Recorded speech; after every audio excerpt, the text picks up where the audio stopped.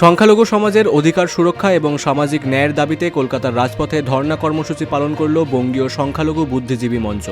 সংগঠনের প্রতিষ্ঠা দিবস উপলক্ষে আয়োজিত এই কর্মসূচিতে রাজ্যের বিভিন্ন প্রান্ত থেকে আসা সংখ্যালঘু সমাজের জনপ্রতিনিধিরা অংশগ্রহণ করেন। বিক্ষোভকারীদের অভিযোগ, সাম্প্রতিক সময়ে প্রশাসনিক ও সামাজিক স্তরের সংখ্যালঘুদের সম্প্রদায়ের নানাবিধ বঞ্চনার শিকার হচ্ছে। বিশেষ করে ভোটার তালিকা থেকে নাম বাদ যাওয়া বা এসআইআর প্রক্রিয়ার অস্বচ্ছতা নিয়ে তারা তীব্র ক্ষোভ প্রকাশ করেন।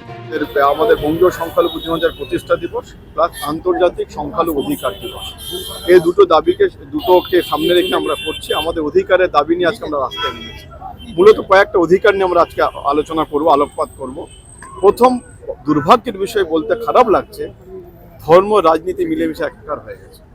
ধর্ম ধর্মের জায়গায় থাকবে, রাজনীতি রাজনীতির জায়গায় থাকবে। রাজনীতি মানুষের গণতন্ত্রকে প্রতিষ্ঠা করার জন্য রাজনীতি করছে মানুষের অধিকার আদায় করে নেওয়ার জন্য, সংবিধান স্বীকৃত অধিকার আদায় করে নেওয়ার জন্য আমরা রাজনীতি করছি।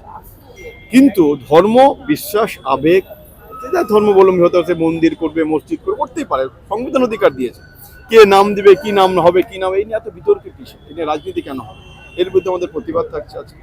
আমরা দেখতে পেয়েছি কোনোদিন বাংলায় যেটা হয়নি আজ অব্দি, একজন প্যাটিস বিক্রেতাকে, হকারকে, সে সংখ্যালঘু মুসলমান বলে, পার্টিকুলার আমি কথাটা ইউজ করছি আপনাদের চ্যানেলের সামনে, মুসলমান বলে তার উপরে যেভাবে হেনস্থ দুজন প্যাটিস বিক্রেতাকে যেভাবে মারা হয়েছে বাংলার বুকে, এর বিরুদ্ধে আমাদের তীব্র প্রতিবাদ থাকছে। এবং আমরা দেখতে পেয়েছি একজন মুখ্যমন্ত্রী, হেজাব পরা গণতান্ত্রিক অধিকার, সংবিধান অধিকার দিয়েছে হেজাব পরবে, হেজাবকে একজন মুখ্যমন্ত্রী টেনে হিজাবকে খুলে দিচ্ছে।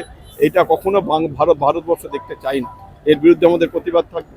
আমাদের প্রতিবাদ থাকবে ওয়াকফ নিয়ে। ওয়াকফ আমাদের নিজেদের প্রপার্টি, আমাদের বাপদাদাদের প্রপার্টি, কারো দয়া নয়, দাক্ষিণ্য নয়, ভিক্ষা নয়। কর্মসূচি শেষে সংগঠনের পক্ষ থেকে একটি বিশাল মিছিল সিও দফতরের দিকে রওনা হয়। পথে পুলিশি বাধার মুখে পড়লে পরিস্থিতি কিছুটা উত্তপ্ত হয়ে ওঠে।